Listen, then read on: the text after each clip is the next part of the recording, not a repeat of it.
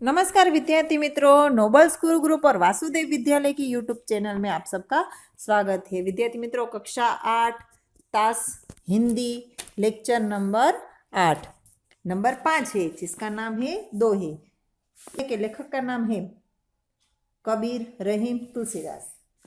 प्रस्तुत दोहे में कबीर रहीम तुलसी जी ने बहुत सारी जीवन उपयोगी बातें बताई हैं। प्रस्तुत दोहे में दान प्रियता, संतोष, मानवता, अच्छी संगति की महत्ता, विनम्रता, परिश्रम, प्रेम आदि जीवन मूल्यों को निर्देशित किया गया है। अब संत कबीर, जिसने 15वीं शताब्दी के कवि है, आपने हिंदू और मुसलमानों को उनकी गलतियों के लिए फटकारा है, मतलब कि कटाक्ष में उसे कहा है, और दोनों को हिल मिलकर रहने का उपदेश दिया गया है। अब उसके बाद रहीम जी की बारी आती है। रहीम जी का पूरा नाम अब्दुल रहीम खान खाना है। आप बड़े उदार और अनुभवी थे। हिंदी में आपने बोधप्रद दोहे लिखे हैं, जिससे हमारे जीवन में कुछ अच्छी सीख मिलती है। ऐसे दोहे रहीम जी ने लिखे। अब है तुलसीदास जी। संत तुलसीदास जी 16वीं शताब्दी के प्रसिद्ध राम भक्त कवि है। आपने रामचरितमानस नामक प्रसिद्ध ग्रंथ लिखा है। अब यहाँ पे दोहे अलग तीनों कवियों के दोहे लिखे गए हैं, जो मैं आपको आज समझाने जा रही हूँ। पहले कवि का नाम है कबीर, जिसने 3 दोहे यहाँ पे 3 दोहे लिखे थे, और कई दोहे लिखे थे, मगर 3 यहाँ पे लिखे है। नंबर 1, साईं इतना दीजिए जामे कुटुंब समाई, मैं भी भूखा ना रहूं साधु न भूखा जाए।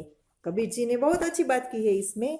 उसने कहा कि हे प्रभु, मुझे बस इतना ही अन्न और धन दीजिए जिसमें मेरा परिवार निर्वाह, मतलब कि मेरा परिवार न जाए, न मैं भूखा रहूं और न कोई साधु फकीर मेरे दरवाजे से भूखा लौटे। हे ईश्वर, हे प्रभु, मुझे इतना दीजिए कि मैं भूखा ना रहूं, मेरा परिवार भी भूखा ना रहे, और मेरे दरवाजे पर जो फकीर या कोई इंसान आए वो भी भूखा न जाए। नंबर 2, बिना विचारे जो करे सो पाछो पछताए, काम बिगाड़े आपनो जग में होत हंसी। इसमें कहा गया है कि जो व्यक्ति बिना सोचे समझे काम करता है वह बाद में पछताता है। बिना सोचे समझे काम किया गया होता है तो बाद में पछताने का मौका आता है। वह अपना काम तो बिगड़ता ही है, दुनिया में उसकी हंसी उड़ जाती है।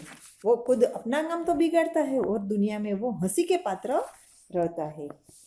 आगे लिखा है तीसरे दोहे में, कबीरा खड़ा बाजार में मांगे सबकी खैर, न काहू से दोस्ती न काहू से प्यार।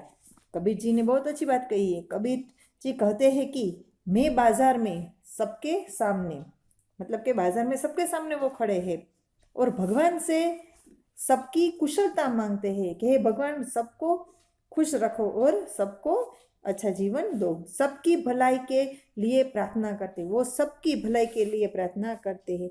मेरी न किसी से दोस्ती है और न किसी से दुश्मनी। कबीर जी कहते हैं, ना मैं किसी का दोस्त हूँ ना मैं किसी का दुश्मन हूँ।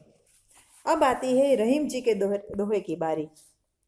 रहीम वे नर मत चूके जे कहूँ मांगन जाए, उतने पहले वे मुँह जिन मुख निकसन नहीं। इसमें कहा गया है कि रहीम कहते हैं कि वे मनुष्य मेरे हुए हैं जो कहीं दूसरों के पास, मतलब कि इसके बारे में कहीं दूसरे के पास, कि वो मनुष्य मेरे हैं, मांगे ना जाते। वो मनुष्य दूसरे के पास मांगने के लिए जाते हैं, परंतु उनसे पहले वे लोग मर चुके हैं जो मांगने वालों को देने से इनकार करते हैं। कई लोग ऐसे होते हैं कि जिसके पास कुछ नहीं होता वो मांगने के लिए जाते हैं, तो उसका तो ज़मीर तो मर चुका होता है, मगर उससे ज़्यादा मरे हुए वो लोग हैं कि जो उनको कुछ देते नहीं है। दूसरा दोहा, जो रहीम उत्तम प्रकृति का करी सकत कुसंगी, चंदन विष व्यापक नहीं लिपेटे रहत भुजंग। इसमें बहुत अच्छी बात गई है कि रहीम कहते हैं कि उत्तम स्वभाव के व्यक्ति पर बुरे लोगों की संगति का बुरा असर नहीं पड़ता। जो उत्तम व्यक्ति है, जो श्रेष्ठ व्यक्ति है, वो किसी बुरी संगति में फंस जाए, बुरे लोगों के साथ फंस जाए तो उस पर कोई असर होता नहीं। चंदन के वृक्ष पर सांप लिपटे रहते हैं, ये उदाहरण दिया गया है कि चंदन का वृक्ष होता है, उसके ऊपर सांप, भुजंग माने सांप, तो सांप लिपट कर रहता है, फिर भी चंदन में सांप का विष नहीं फैलता। चंदन की सुगंध होती है वो वैसी की वैसी रहती है, सांप उस पर लिपट जाता है, फिर भी उसका जहर उस पेड़ पर नहीं आता। तीसरा दोहा, बड़े बड़ाई न करे, बड़े न बोले बोल, रहीम हीरा कब कहे, लाख टका मेरो मोल। रहीम जी इसमें कहते हैं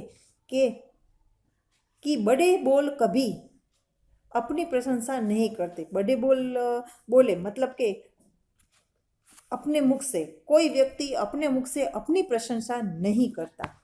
जो सचमुच बड़ा है, जो महान है, जो बड़ा है, वह कभी बड़े बोल नहीं बोलते। मतलब कि अपनी खुद की तारीफ और जैसे डींगे हाँकना कि बड़ी बड़ी बातें करना, वो कभी भी नहीं बोलते। बड़ी बड़ी बातें नहीं करता, हीरा कभी नहीं करता कि उनका मूल्य लाख रुपए है। कोई जैसे महान पुरुष और सज्जन व्यक्ति होते हैं, वो खुद अपनी बड़ाई नहीं करते, खुद अपने बखान नहीं करते। इसमें हीरे का उदाहरण दिया गया है कि हीरा खुद नहीं कहता कि मेरा मूल्य मतलब कि मेरी कीमत लाखों रुपयों में है। तो यहाँ पे ये हीरा का उदाहरण दिया गया है।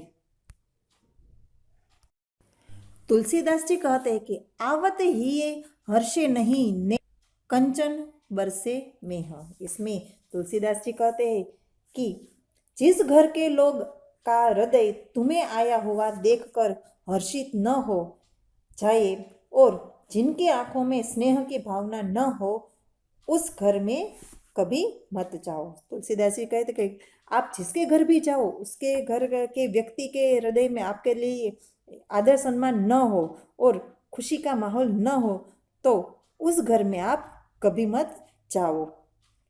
फिर भले ही वहाँ सोने ही की बरसात क्यों ना हो, भले ही वहाँ पे सोने की बारिश क्यों ना हो, मतलब कि भले ही वो इतना बड़ा धनवान क्यों ना हो, उसी जगह पर आप मत जाओ जहाँ आपका मान सम्मान न होता हो।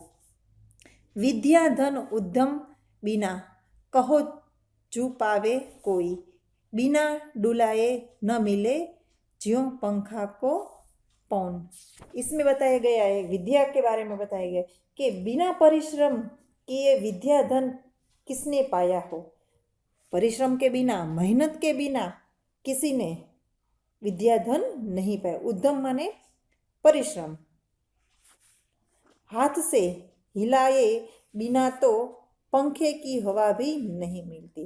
पहले के ज़माने में पंखा हाथ से हिलाओ तभी वो हवा आती थी, तो हाथ से हिलाए बिना पंखे की भी हवा नहीं मिलती। तो बैठे बिठाए विद्या कहाँ से आ जाती है? आपको मेहनत भी करनी पड़ती है और मेहनत करेंगे तो विद्या अवश्य आपको मिलेगी। तो विद्यार्थी मित्रों, ये दोहे का पाठ जो है यहाँ पे पूरा होता है। नमस्ते।